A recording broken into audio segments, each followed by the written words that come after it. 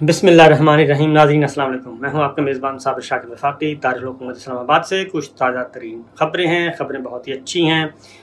Imported company राह फ़रार इख्तियार करने के चक्कर में है और वो चाह रही है कि क्यों ना कौमी असम्बली तहलील कर दी जाए, पंजाब असम्बली भी फ़ारिग कर दी जाए और नए इंतखाबात की तरफ जाया जाए, क्योंकि जो हालात हैं इस वक्त उनके काबू में नहीं हैं। एक तरफ साबिक़ वज़ीर आज़म इमरान ख़ान का जो सूरज है वो सर चढ़ कर बोल रहा है और मकबूलियत बढ़ती जा रही है, बड़े बड़े जलसे कर रहे हैं। दूसरी तरफ इकॉनमी की सूरत हाल है, मईशत की सूरत हाल है, IMF है, सब बड़े बड़े सख्त फैसले करने हैं। तो ये आखिर हो क्या रहा है, इसकी डिटेल में आपको बताता हूँ। लंदन में 3 दिन बड़ी बैठक हुई, कुछ दानिश्वर भी गए पैगामात लेके कुछ तगड़ा करने के लिए, और कुछ दानिश्वरों को आपने सुना भी होगा। पिछली वीडियो में मैंने आपको बताया था कि नजम सेठी साहब बहुत ही नाराज़ हैं, बहुत ही गुस्से में हैं army chief general Qamar Javed Bajwa साहब पे, इस्टेब्लिशमेंट पे, अस्करी क़यादत पे बहुत ज़्यादा सीख पा हो रहे थे, क्योंकि जो कुछ सब ने सोचा हुआ था कि आएंगे और मज़े से हुकूमत करेंगे, तहरीक-ए-अदम-ए-एतमाद है और 2 दिन का काम नहीं बल्कि ज़्यादा से ज़्यादा 7 दिन में फ़ारिग हो जाएगा। बहुत बड़ी लंबी चौड़ी प्लानिंग थी। किसी ने PCB का चेयरमैन बनना था, किसी ने कुछ बनना था, और किसी ने कौन सी वजारत, किसी ने प्रेस मिनिस्टर बनने के जाना था। वो तो काफ़ी लोग थे खैर प्रेस मिनिस्टर वाले। तो ये सब कुछ करना था, लेकिन मामलात जो हैं वो आहिस्ता आहिस्ता नहीं बल्कि तेज़ी से हाथ से निकलते जा रहे हैं। डिटेल्स क्या हैं मैं आपको बताता हूँ। इस वक्त की इम्पोर्टेड कंपनी जो कि तख्लीक पाई बड़ी मेहनत से, और उसको कुछ इम्पोर्टर्स, बड़े बड़े इन्वेस्टर्स जो हैं उन्होंने भी हाथ रखा इम्पोर्टेड कंपनी पे कि जनाब इसको ज़रा स्ट्रॉन्ग करते हैं, और जब इस पर स्टैंप लगे कि ये इम्पोर्टेड है तो पाकिस्तानी जो हैं वो बहुत ज़्यादा इम्पोर्टेड चीज़ें पसंद करते हैं और ब्रांड बहुत पसंद करते हैं। इसलिए जब ये पता चलेगा कि ये इम्पोर्टेड कंपनी है, नई कंपनी है, और जो पुराने अज्जाए तरकीबी मिला के बनाई गई है, दोबारा से रीअसेंबल किया गया है, इनको क्या हुआ अगर पुराने चेसिस हैं, पुराने इंजन हैं, पुराने हैं, सारा कुछ है, लेकिन इस पे जब इम्पोर्टेड का स्टैंप लगेगी तो ये बड़ी ज़बरदस्त चलेगी। लेकिन मामलात जो हैं कुछ ऐसे अच्छे लग नहीं रहे। कल मैंने आपको बताया था कि नजम सेठी साहब बहुत नाराज़ थे। अब ज़रा लंदन के बारे में कुछ और चीज़ें भी आपको बताता हूं, और आने वाले दिनों में आप उसको पाकिस्तान में भी देखेंगे, बल्कि शुरू हो चुका है। वजह क्या है? इम्पोर्टेड कंपनी ज़ाहिर जब आप बनाते हैं तो उसके जो अगर उसके स्पेयर पार्ट्स नहीं हैं पाकिस्तान में, स्पेयर पार्ट्स कोई फ्यूल ये वो, तो फिर ज़ाहिर आपको वो बड़े मुश्किल होती है। गाड़ी जितनी भी अच्छी हो नहीं चलती, कंपनी नहीं चलती। उसके लवाजमात होने चाहिए और उसमें एबिलिटी भी होनी चाहिए, नंबर 1। तो ये थी नहीं। इस वक्त 2 हुकूमतें पाकिस्तान में चल रही हैं, एक डिजोरे गवर्नमेंट है, एक डिफेक्टो गवर्नमेंट है। डिजोरे प्राइम मिनिस्टर शहबाज शरीफ साहब हैं, जो कि तहरीक-ए-अदम-ए-एतमाद और मरासले के नतीजे में मारज़ वजूद में आए, और उसके बाद ये हैं de jure prime minister. De facto prime minister London में बैठे हैं। डिजोरे गवर्नमेंट इस्लामाबाद में है, डिफेक्टो गवर्नमेंट वो है लंदन में। तमाम बड़े फ़ैसले वहाँ पे हो रहे हैं। यहाँ पे हुआ यह पावर प्लग कह लें कि लंदन में है और इधर मौजूद है। वो जब तक वो पावर नहीं होगी ज़ाहिर है प्लग काम नहीं करेगा, कोई चार्ज नहीं हो सकेगी चीज़। तो शहबाज शरीफ साहब को प्राइम मिनिस्टर तो बना दिया गया, बादल नखास था, लेकिन उनको कुछ टास्क दिए गए थे, कुछ उनको हदफ दिए गए थे। उनके अहदाफ में शामिल था कि जनाब आपने सबसे पहले बड़े बड़े रिलीफ लेके देने हैं। इसाक डार साहब का मामला हल करना है, सलमान शहबाज साहब का मामला हल करना है, नवाज शरीफ साहब का मामला हल करना है, मरीम सफदर साहिबा का मामला हल करना है। ये तमाम मामला आपने हल करने हैं और उनके हर तरह के उनको रिलीफ मुहैया करना है। उसके बाद जो भी फैसला होगा वो हम करेंगे। लिहाजा ये हुआ, और उसके बाद अब चूँकि फ़ैसले करने हैं, फ़ैसले क्या करने हैं? फ़ैसले ये करने हैं कि जनाब आप करें पेट्रोलियम प्राइसेस, इकोनॉमी को संभाल लें, क्योंकि मिसाके मईशत के दावेदार थे और मईशत को तगड़ा करना था इन्होंने, और सबसे बड़ा इल्ज़ाम ही ये था महंगाई ख़त्म करनी थी, मईशत ठीक करनी थी, कर्ज़ों की मईशत से निजात दिलानी थी, ये सब कुछ करना था। और यही चार्ज फ्रेम किया गया था साबिक़ वज़ीर आज़म इमरान ख़ान पे तहरीक-ए-अदम-ए-एतमाद में। वो हो गया। अब आगे जो है, अब जब आके बैठे हैं पेट्रोलियम प्राइसेस वो 50 रुपये पर लीटर डीजल पेट्रोल इसको बढ़ाना है, कम से कम 50 रुपये।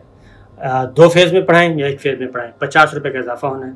डॉलर जिसका बहुत शुरू होगा था वो 195 रुपये तक पहुंच चुका है।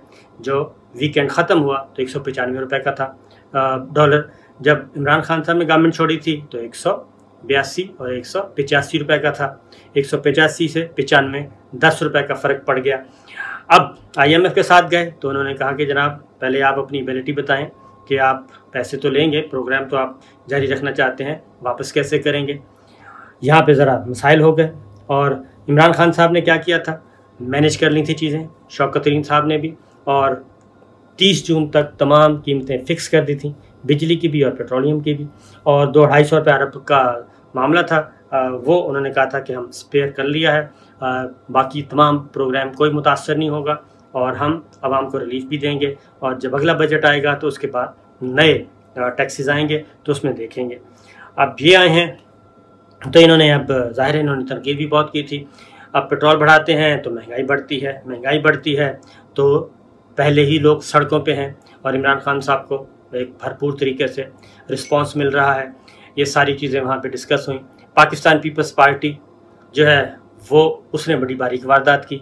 उन्होंने जो एक प्लानिंग की, जरदारी साहब तेज़ आदमी हैं, उन्होंने शहबाज शरीफ साहब को वज़ीर-ए-आज़म बना दिया, तमाम वजारतें भी उनको दे दी, बड़ी मजबूत किस्म की। ख़ुद बड़ी ऐसी वजारतें रखी जो लोगों को रिलीफ देने के लिए थी। माहौलियात की वजारत रखी अपने पास, क्योंकि माहौलियात पे पाकिस्तान की बहुत तारीफ़ हो रही थी, इंटरनेशनल लेवल पे हो रही थी। प्रेसिडेंट बाइडन तक और प्राइम मिनिस्टर बरतानिया, पूरी दुनिया, सऊदी अरब, UAE सब के सब रोल मॉडल समझ रहे थे जो इमरान खान साहब की पॉलिसियाँ थी, इसलिए माहौलियात की वजारत अपने पास रख ली। बेनज़ीर इनकम सपोर्ट प्रोग्राम, सहूलत कार्ड ये रख ली जिसमें पैसा तकसीम करना था। बाकी भी सॉफ्ट जो मिनिस्ट्रीज थी जिसमें लोगों को पैसा दिया जा रहा है और सॉफ्ट इमेज वो सारा रख लिया। वजारत ख़ारजा अपने पास रख ली ताकि बैनुल-अक़वामी सतह पर अपने आप को, अपने PR बढ़ाई जाए मुख्तलिफ मुल्कों से बड़ी ताकतों के साथ। तो ये सारे काम कर लिए और बाकी सारा दे दिया जनाब लॉ मिनिस्ट्री मुस्लिम लीग नवाज़ के पास, इंटीरियर मिनिस्ट्री मुस्लिम लीग नून के पास, ये सारी वजारतें उनके हवाले कर दी और वज़ीर ख़जाना भी बना दी। वज़ीर ख़जाना भी 2 हैं, ये ज़हन में रखिएगा। एक डिफेक्टो प्राइम मिनिस्टर हैं, लंदन में बैठे हैं, डिफेक्टो प्राइम मिनिस्टर लंदन में बैठे हैं, डिजोरे शहबाज शरीफ साहब हैं। डिफेक्टो फाइनेंस मिनिस्टर लंदन में बैठे हैं इस्हाक डार साहब, और डिजोरे हैं और मिफ्ता इस्माइल साहब हैं। तो डमीज़ से काम चलाया जा रहा था।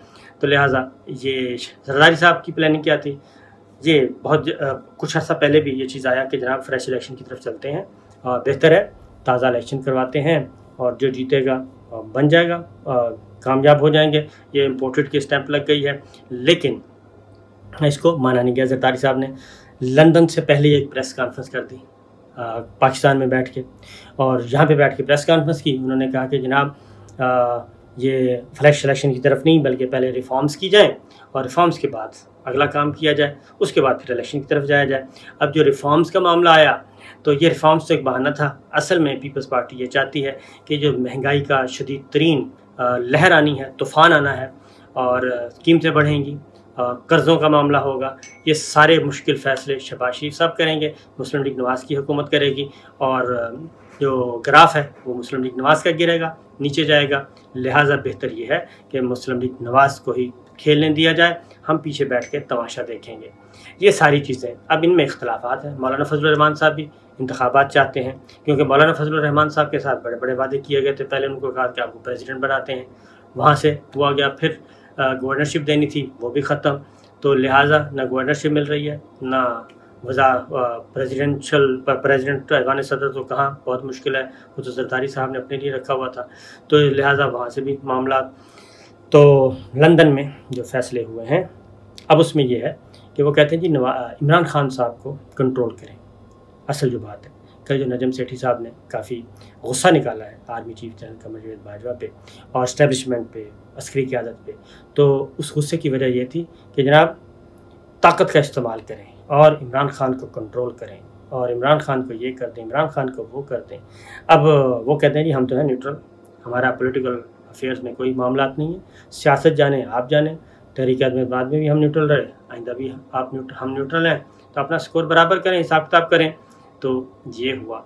फिर उसके बाद बिरादर इस्लामी मुल्कों की तरफ से भी कोई जवाब ना मिला, क्योंकि जो रिस्पांस देख रही हैं गवर्नमेंट्स भी ज़ाहिर है वो देखती हैं कि कौन कितने पानी में है और कौन कितने दिन है। ये भी मुल्क देखते हैं, खा बिरादर हों या नॉन बिरादर मुल्क हों, वो सारा देखते हैं। ये चीज़ हो गई। चाइना अपनी जगह पे नाराज़ बैठा है, रूस अपनी जगह पे नाराज़ बैठा है, बहुत से दोस्त ममालिक नाराज़ बैठे हैं कि जनाब ये तो मरासले के नतीजे में गवर्नमेंट वजूद में आई है और ये तो अमरीकी मफादात के लिए आई है, तो वो सारे का सारा एक ब्रेक लगी हुई है। लिहाजा नवाज शरीफ साहब ने शहबाज शरीफ साहब को यानी कि डिफेक्टो ने डिजोरे से कहा कि आप जाएं और जाके अपने इत्तेहादियों से बात करें, उनको राज़ी करें और देख लें, सोच लें। तो बेहतर यही है कि फ़्रेश इलेक्शन करवा लें, उनको राज़ी कर लें, आमादा कर लें। और अगर मुश्किल फ़ैसले करने हैं इकॉनमी के हवाले से तो फिर सारे आएँ, बैठें और बैठ के उसकी ओनरशिप लें सारे के सारे कि जनाब हम ये मुश्किल फ़ैसले कर रहे हैं। और जो लोगों का गम गुस्सा आएगा, लोगों का रिएक्शन आएगा, उसमें फिर सब बराबर के हिस्सेदार होंगे। अब यहाँ पे आके ज़रा मामला फंसेगा। अब डिफेक्टो पहुँच चुके हैं और उन्होंने अब मुज़ाकरात करने हैं, बातचीत करनी है, मुलाकातें करनी हैं इत्तेहादियों के साथ कि जनाब बताया जाए इस कज़िए से कैसे निकला जाए, क्योंकि हमारे पास रास्ते तो हैं नहीं और ये हालात व वाक़यात हैं। और फिर ये है क्योंकि लंदन में ये बात भी हुई कि बजाय इसके कि हम ये फ़ैसले करें, असम्बली तोड़ें, इलेक्शन की तरफ जाएं, जो केयर टेकर सेटअप आएगा वो जाने और हमारी इस्टेब्लिशमेंट जाने और IMF जाने, वो खुद ही फ़ैसले कर लेंगे, जो सख्त फ़ैसले करने हैं वो करें, हम क्यों करें और हमारी तस्वीर क्यों ख़राब हो। और तीन महीने केयर टेकर सेटअप जो होगा वो ये सारे काम करके चली जाएगी। हम इलेक्शन कैंपेन में निकलेंगे, हम इलेक्शन जीतने की कोशिश करेंगे, लिहाजा हम पे कुछ नहीं आएगा। तो ये एक बहुत ही अच्छी प्लानिंग की गई है। लेकिन मसला ये है कि पीपल्स पार्टी जो है वो किसी भी सूरत में अब तैयार नहीं है, क्योंकि वज़ारत ख़ारजा बहुत ज़बरदस्त वज़ारत है और उसमें अभी फ़र्स्ट विज़िट है उनका अमेरिका का, वो करना है। वहाँ से मामलात आप प्रेसिडेंट बाइडेन के साथ पुराने ताल्लुक़ जो हैं उनको रिवाइव करना है। उनको पाकिस्तान का आला तरीन सिविल एजाज़ दिया गया है जब वो नायब सदर थे। तो लिहाजा ये चीज़ें चल रही हैं। और फिर यह है कि सिंध गवर्नमेंट जो है, सिंध हुकूमत, उसकी कुर्बानी देनी पड़ेगी। अब उधर मुस्लिम लीग नवाज़ यही कहती है कि जनाब पंजाब में भी हालात ख़राब है और वहाँ पे भी तनाज़ात चल रहे हैं, वहाँ पे भी हमारी जो रेट है वो उस तरह से नहीं है जो पहले कभी थी। FIA वालों ने इनकार कर दिया है कि जनाब ये केस इतनी जल्दी ख़त्म नहीं होंगे, हम परसू करेंगे केसेस को। पासपोर्ट का मामला वहीं का वहीं है, मरीम सदर साहिबा का, और बाकी जो मूवमेंट होनी थी, बाहर जाना था, सफ़र करना था, वो नहीं हो रहा। तो ये सारे काम हो नहीं रहे। इसका मतलब है कि सिस्टम जो है वो सपोर्ट नहीं कर रहा। 15-20% तो कर रहा है, लेकिन 100% या 70% 80% सिस्टम सपोर्ट नहीं कर रहा। इसलिए बेहतर है कि जनाब ये जो इम्पोर्टेड कंपनी है और इसमें इम्पोर्टेड की जो छाप लगी हुई है, इससे छुटकारा हासिल किया जाए और इंतखाबात की तरफ जाया जाए और इंतखाबात की तैयारी की जाए। हाँ, एक और फार्मूला है, वो मैं इंशाल्लाह आपको अगली वीडियो में बताऊंगा, क्योंकि टाइम पूरा हो गया। इजाज़त दीजिए, अल्लाह हाफ़िज़।